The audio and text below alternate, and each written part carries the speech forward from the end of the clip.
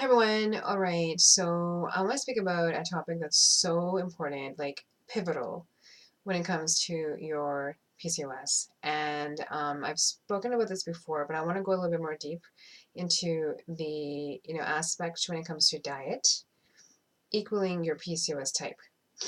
And has been overlooked. Many articles that I keep reading, I came across one just like an hour ago, and I kept thinking this again is omitting the reality that one way is not going to be solving anyone's problem.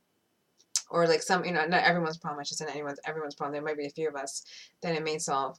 But let's just say I was a victim to that blanketed approach. As many of you have followed my channel, it's taken me a very long time to get to where I am today. And it was all because of this missing link, the very important link of being the PCOS type that I am, which at that time was not classified really. It was just like they said PCOS, goodbye, here's a birth control prescription, see you later. And as many of you know, menstruation, getting regular menstruation was key for me.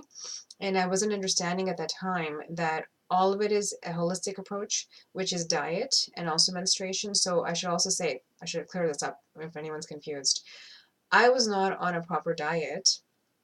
I was on a worse diet for my type, but I still got my menstruation because vitamin D was a big component to that, getting, being in a warm place, sugar reduction, all those pieces. But even before all of that clearing up, it was literally the vitamin D, magnesium, the supplementation, which was assisting me. And that was the biggest link for those of you who are having menstruation issues. Mind you, my case is going to be different from anyone else's, but vitamin D is a big factor to this. If you don't take vitamin D, please do.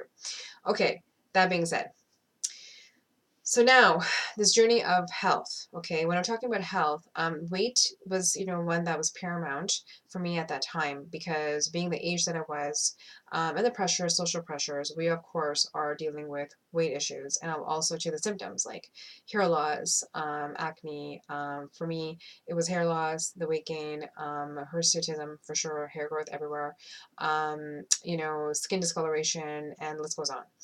So this part, while it's important, is not the long-term goal here. The long-term goal here is to make sure that you are not diabetic, become diabetic, or, if you're diabetic, to work with that or eventually, hopefully, be able to even get rid of it. In some cases you can, and again, everyone's case is different. Hypertension, fatty liver disease. So there's a lot of things that come along with PCOS sufferers. So now, how does this tie into being the type and the diet? So if someone had taken my hand when I was first diagnosed and said, you know what, you need to know that you're insulin resistant and you need to understand insulin resistant because you are, and this is what you have to do. I would never ever have been a vegan or a raw vegan and then a vegetarian.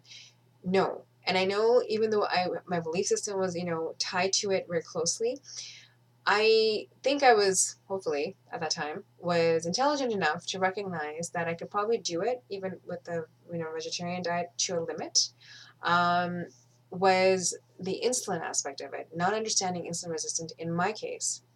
Now, that being said, that was a missing link that's taking me this long to get to where I'm at and feeling better and finally taking, the reins with this to some extent. So, for those of you who are not sure where you fall, I'm going to link it below. And I should also say that science is still behind. They have identified 5 from 2 strains, non-insulin resistant and insulin resistant. But that being said, it does not mean that there's not more.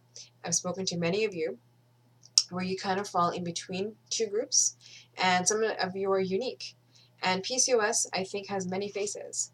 But right now, scientifically, in the science community, they have this paradigm right now. It's better than the blanket approach, I have to say, because at least you have something to work with when it comes to what you should be eating. Now, let's say I invite you for dinner. We're like, come on, girls, let's go for dinner.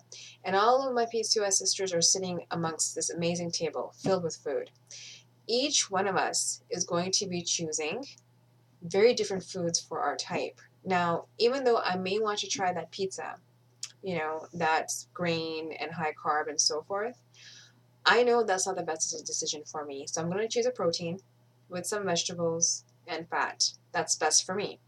Now, for another PCOS sufferer, they can have that pizza and they'll be fine. And this is where it's getting, quite interesting. I'm finding that the insulin resistant diet, or that push for insulin resistant, is so being pushed down everyone's throat that those of you who don't suffer are suffering for no reason. I have spoken to some of you who are not insulin resistant, and you are eating an insulin resistant diet when because you've thought that's what it is. Once I provided the choice and said, okay, you know what, you're not insulin resistant, so you can be a vegan, vegetarian, and or incorporate more carbohydrates, and your system is going to be pretty much okay. Still balance the insulin. Don't go too crazy with having too many fruits or something in the day, but still you can still have it and not have major spikes or crashes that a counterpart would. And that has been like amazing when it comes to the feedback, because they come back to me. Like, I've had some emails just even recently saying, thank you so much, you changed my life. I didn't know that I can have the carbohydrates, and I'm feeling much better, and it's operating in my body really great, and it works for them. They don't have to worry about the spikes because they don't have the spike issue.